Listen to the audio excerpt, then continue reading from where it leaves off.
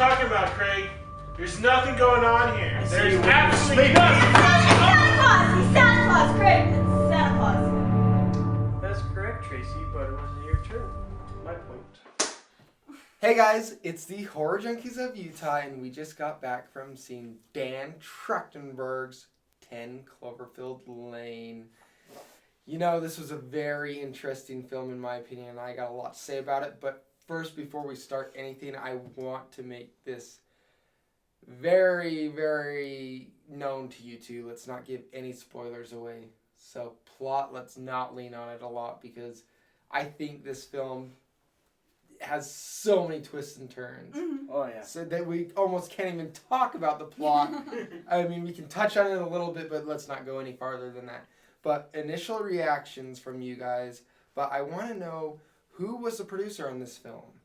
J.J. Abrams. He produced Abrams? it, as well as Drew Goddard, who directed Cloverfield and Cabin in the Woods. Awesome. And do you know our actors from the film, Tracy? We got Mary Elizabeth Winstead. She was in the newer one. And John Goodman. If you know, Roseanne. Of course. You don't know who John Goodman is. Yeah, you gotta know who John Goodman is, so. He's horrifying in this. Yeah. He Absolutely my horrifying. favorite part of the movie is his character. Oh, every scene with him. I was blown away by his acting.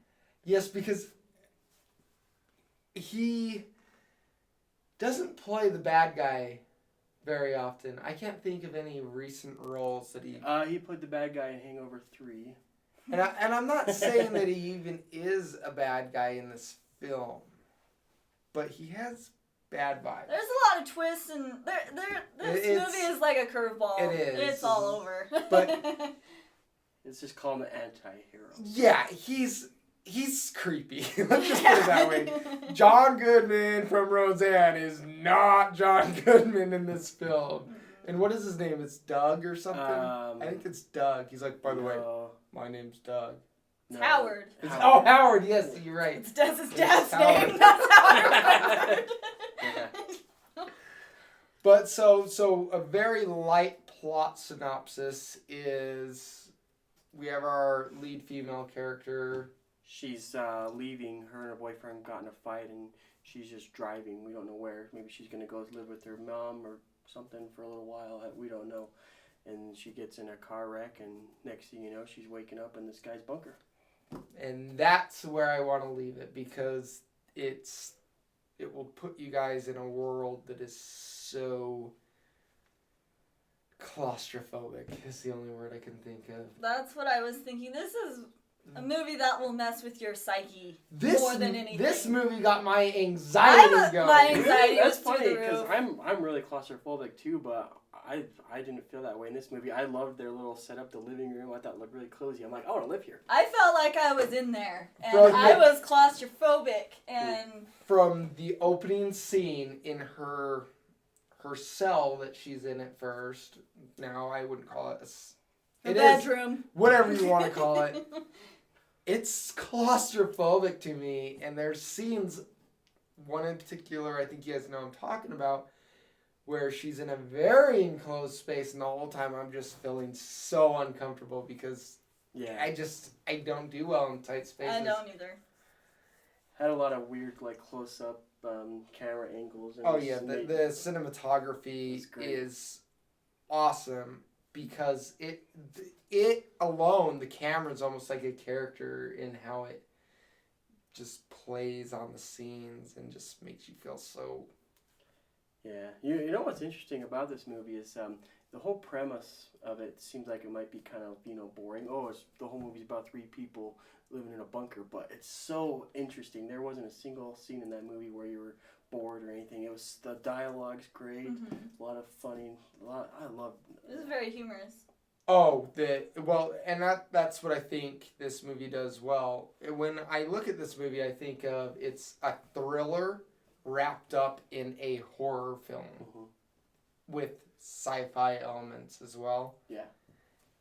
But it's like you said, the humor in the film is awesome. The dialogue's awesome. Everything is well-rounded and well-played. I mean, I can't think of anything that I didn't really enjoy in it. What about you guys? Was there something you didn't like about the film? I thoroughly, the whole time I was sitting there watching it, was entertained and not creeped out, but uncomfortable. Yeah. Yeah, I would agree. No, I can't think of anything I didn't like about this movie.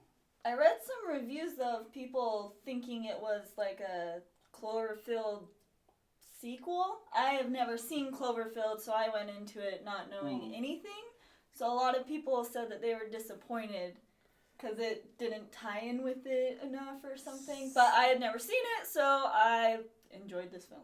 My opinion is they totally, since J.J. Abrams, he's a Hollywood stud, you know, and our director, I think they sold the movie on the Cloverfield title, but it's 10 Cloverfield Lane, so it's like It was a an marketing address. gimmick. That's Yeah, what I it was think originally supposed to be called The Cellar.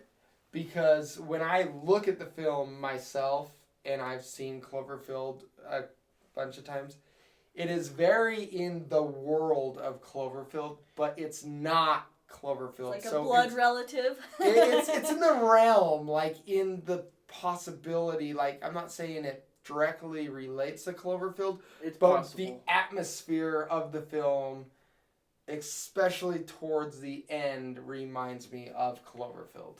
For all we know, maybe it really could be tied in with Cloverfield, but it just... I don't think so. To me, I think you guys just use the damn name. That's just me. I don't think it really tied in. I think they just, hey, here's an idea. Let's make more money. Marketing gimmick. Yeah, I totally would have to say so on the marketing gimmick.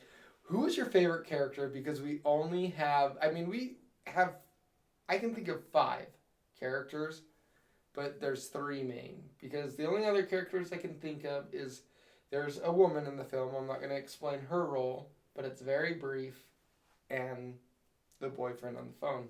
Other than that, it's 3 solid characters the whole film. Well, definitely Howard, John Goodman's character. Oh, no doubt about it. He's made the movie. You loved his character and his He was acting. hilarious. He was really creepy, but also creepy in a hilarious way. Like even in the scenes where he's supposed to be really angry, I was just laughing because it's just John Goodman. I just love him. See, I wasn't laughing at all in his creepy scenes. I was like, man, I'm getting creeped I out. was laughing so hard. I mean, I'm just a creepy guy. I don't know. Yes, you are. If you know Craig, he's creepy. What about you, Tracy? Same. John Goodman. John Goodman? I was blown away by his performance. I didn't realize he was so talented. It was believable to me. I loved his acting. Yeah, it's the first time he's done a movie like this before. It's kind of definitely out of his... It's out of his realm. I think another one that would have been out of his realm was Flight, if you've seen that. I haven't. Have you seen Flight? Watch that. That's very out of his realm, and he does a very good job at that. But this is another out of his realm movie that he proves his total acting talents and persona. I actually really enjoyed the female character, though, just because... She was a total MacGyver, man.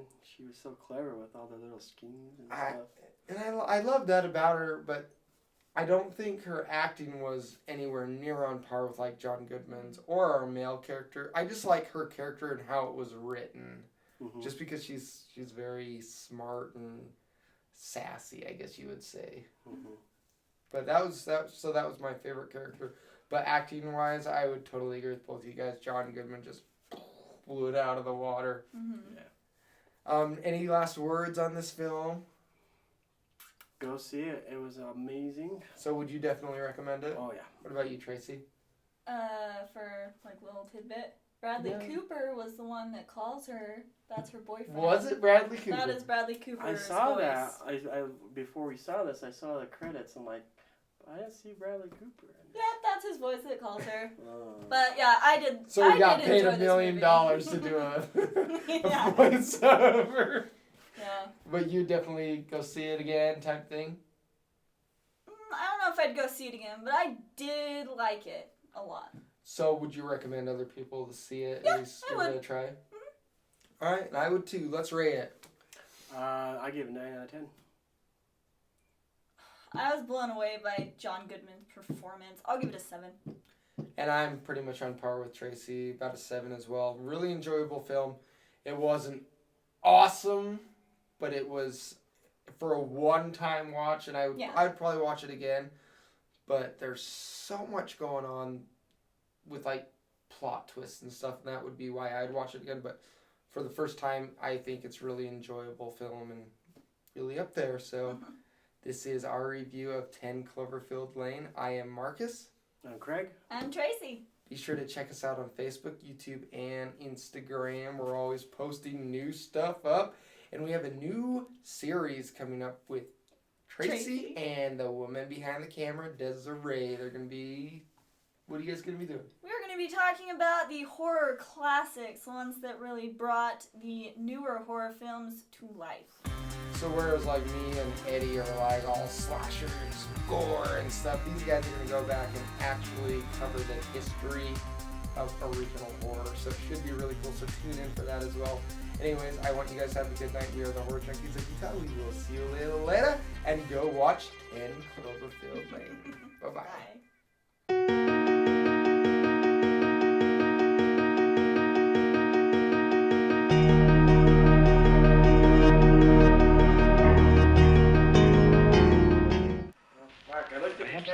See, that's the thing is I can't tell when you're starting to pan. Well, I can't tell when you guys are gonna do. Oh, you got that? Like was like fucking 5 minutes in between. All right. Like okay, third question. But you don't need to look when I'm panning. Don't worry about when I'm panning. Gosh, Just worry about as soon as he says. As soon as he says, "Are you God?" The camera, "Are you God?" Camera pans, zooms in on him. The camera unzooms, goes back. All right.